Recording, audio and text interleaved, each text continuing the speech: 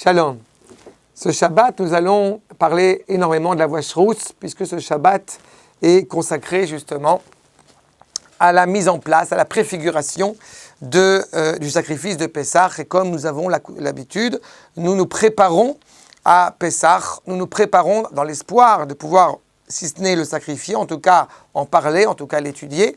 Et je rappelle que la Vacherousse est là pour nous purifier avant justement la possibilité de sacrifier le sacrifice pascal, le sacrifice de l'agneau pascal en son temps.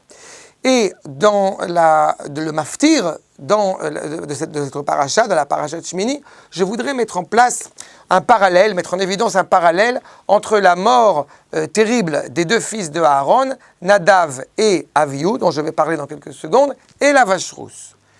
Pour comprendre cela, il faut d'abord saisir notre rapport au judaïsme de manière générale.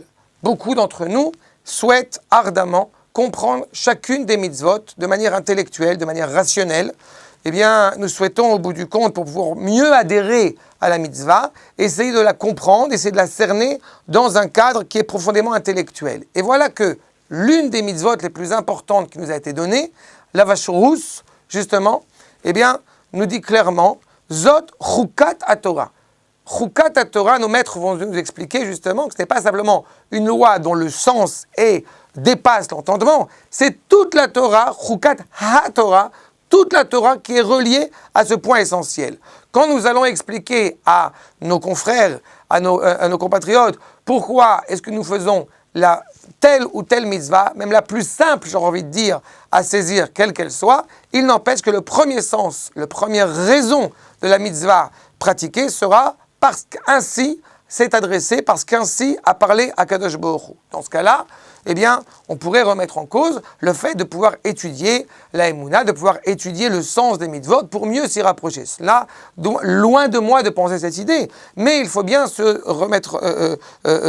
bien prendre conscience que l'ordre divin est d'abord fondamental. Je reçois sur moi d'abord le décret divin afin de pouvoir pratiquer la mitzvah. Et voilà que la Vacherousse, je poursuis sur ce propos, la Vacherousse qui donc ne devra avoir été en aucune façon esclave d'une réalité, et le parallèle avec le peuple juif. Cette décision de suivre, j'aurais presque envie de dire aveuglement, le roi des rois, le roi Akadosh Baruch Hu, eh bien, doit être admis par notre volonté la plus extrême, la plus élevée. Mais alors, où est la place de pouvoir honorer Akadosh Baruch Hu de tout mon cœur? Puisque la Vacherousse est l'expression profonde de la pureté, de cet élan vital qui nous relie constamment à celui qui est absolument vivant, Dieu lui-même, où puis-je mettre en évidence la place qui m'est personnelle, le sentiment personnel, cette inclinaison du cœur qui va faire que je vais honorer Dieu avec la meilleure intention possible. D'autant que justement, vous avez les deux fils d'Aaron, Nadav et Avihu, qui par dévotion pour Dieu, vont nous dire les Rachaim, ils avaient bu du vin, mais pas du vin en étant alcooliques, mais du vin enivré de la grandeur de la Torah. Ils étaient rentrés dans le Saint des Saints pour pouvoir justement faire un sacrifice qui n'avait pas été demandé par Akadosh Baruch Hu, voire qui était étranger à la demande d'Akadosh Baruch Hu. Alors, effectivement, on pourrait se contenter de dire, dans ce cas-là, tu dois être un robot, tu dois te contenter de pratiquer les actes sans évoquer l'intention. Mais on nous dit bien qu'il faut émettre toute sa volonté dans la joie, dans la sérénité de servir à Kadosh Baruch Hu. Est-ce que l'acte de Nadav et d'Avihu était si problématique que cela?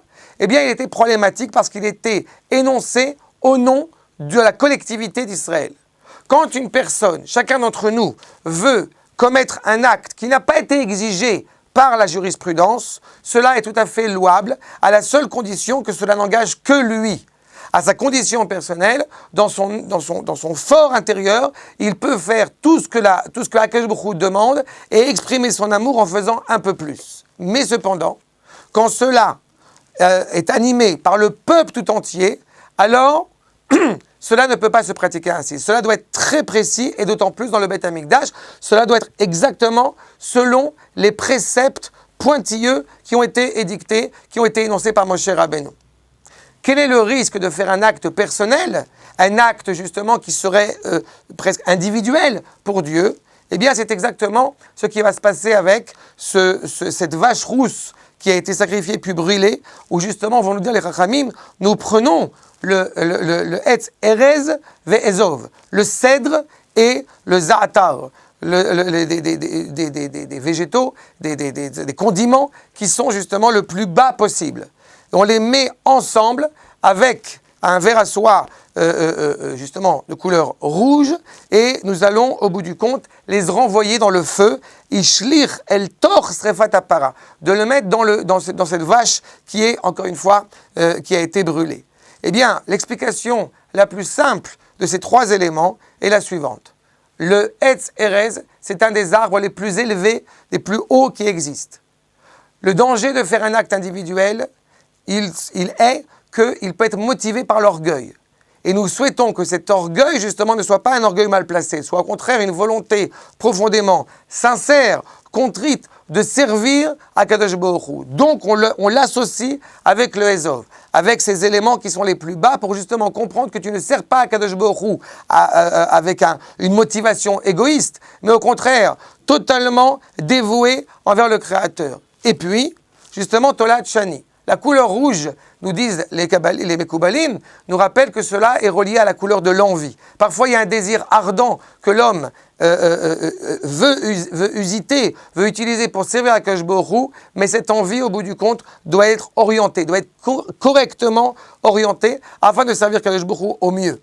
Et enfin, tout cela est jeté dans la vache qui est brûlée. Je tiens à rappeler que l'intention, nous avons coutume de rapprocher la vache rousse avec la faute du veau d'or. Eh bien, je tiens à rappeler que la motivation première qui était dans le désert, au moment où une partie du peuple a fait cette faute qui est assez dramatique, eh bien, il l'a fait avec une motivation énorme de pouvoir trouver un autre guide pour remplacer Moshe Rabbeinu qui va nous ramener en Eretz Israël. Ça a été une faute, sans aucun doute une faute très grave.